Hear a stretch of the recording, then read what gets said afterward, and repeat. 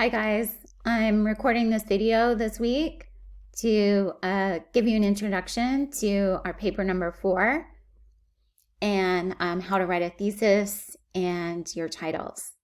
So pretty much your only assignments this week are to develop a thesis statement, submit that thesis statement in week 14 discussion on Thursday, respond to a couple other thesis statements on Sunday in the discussion board, and then also submit your introduction, title, and revised thesis as informal pre-writing assignment number 11.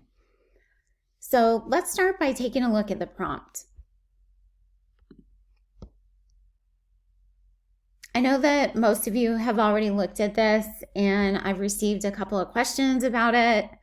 But this is the first time I've gone into detail explaining it to you. So this paper is probably not that much more difficult than the last paper. It's just a little bit more open.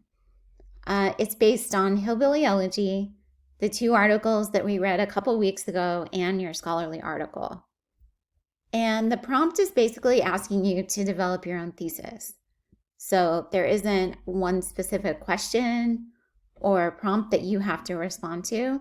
You're basically coming up with your own question and your own response to that question. The only requirement is that your response, your claim, should be supported by the assigned articles, Vance, and your scholarly article. And as you come up with your question and your response, imagine that you are writing to your audience of me, our class, and the Saddleback community. So think about issues that are relevant to our community and how you can help to clarify information on those issues. Okay, I think I already said this, but the paper should be at least 4 complete pages in length, 5 if you include the works cited page. I'm not like a huge stickler on page length. I would say, if it ends up being 6 pages, you want to go over that 4-page length. That's not a big deal, but it should be 4 at a minimum. You definitely want to show that you understand your scholarly article. So you want to include some specific details and claims and information from that and integrate it into your argument in a meaningful way. Okay? So let's review thesis statements. I've included some thesis instructions here. One thing that kind of sits at the background of this class is this development of knowledge from dualism to multiplicity to dialogic. So at the beginning of the semester, you may have been at stage 3 or you may have been at stage 1. The assumption is, since this is usually one of your first college classes, that you're at either stage 1 or stage 2 at the beginning of this course. And all these stages relate to your view on how knowledge is developed.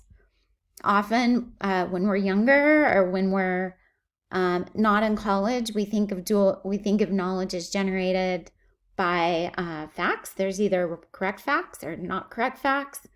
And the purpose of academic writing is to basically say something that's correct and to get the right answer.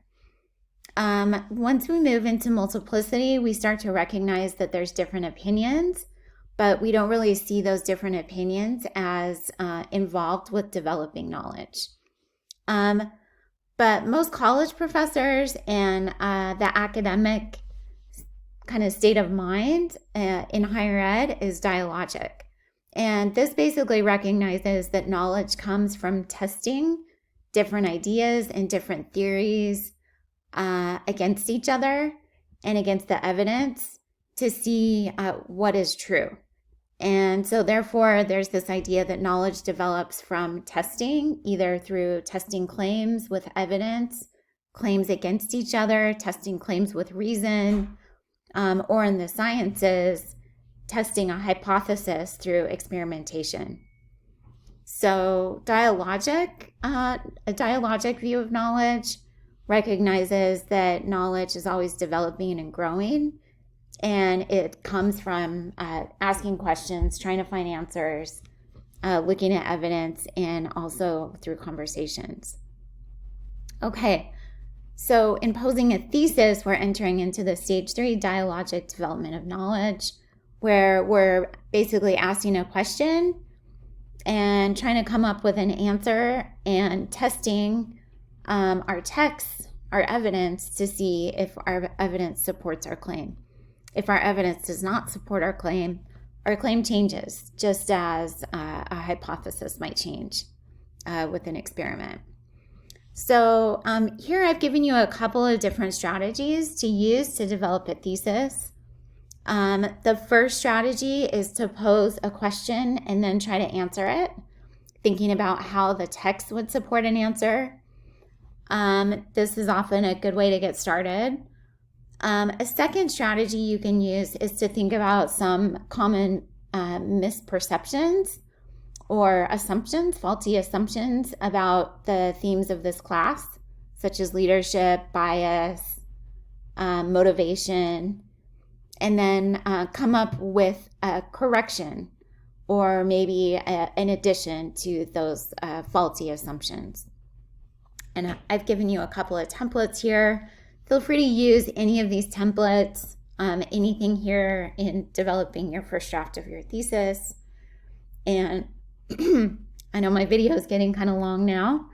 If you continue down here, there's some additional instruction on thesis statements. Keep in mind your thesis statement should probably change quite a bit as you write your paper, because you're developing knowledge as you write. So the act of writing itself will help you refine and probably change your thesis.